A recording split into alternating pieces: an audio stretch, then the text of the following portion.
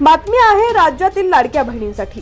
लाडकी बहिणी योजनेत महिलांना फेब्रुवारी महिन्याचा हप्ता कधी देण्यात येणार आहे, तसंच लाडकी बहिणी योजनेत 2100 रुपये कधी मिळणार याबाबत मोठी अपडेट समोर आलेली आहे।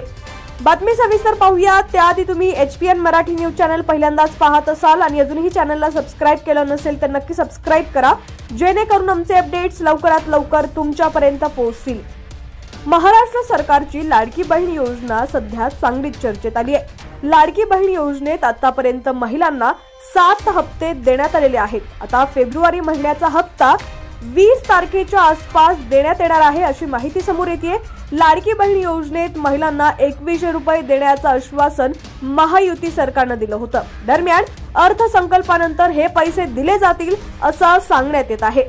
लाडकी बहीण योजनेत फेब्रुवारी महिन्यात महिलांना 1500 रुपये मिळणार की 2100 रुपये याबाबत महिलांच्या मनात प्रश्न निर्माण झालेले आहेत। लाडकी बहीण योजनेबाबत राधाकृष्ण विखे पाटील यांनी मोठं वक्तव्य केलंय।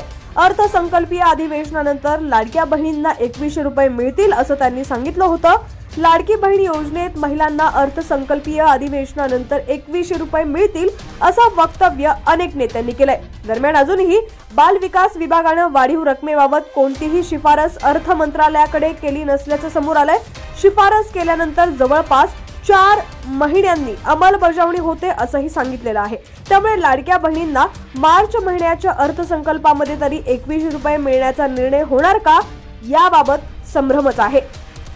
लाडकी बहीण योजनेत आता महिलांच्या अर्जाची तपासणी सुरू आहे। लाडकी बहीण योजनेत पुण्यातील जवळपास 75,000 महिलांकडे 4 चाकी वाहनं असल्याचं निष्पन्न झालंय। आता अंगणवाडी सेविका घरोघरी जाऊन महिलांची चौकशी करणार आहे। लाडकी बहीण योजनेत आता परिवहन विभागाची आणि आयकर विभागाची मदत घेतली जाणार आहे।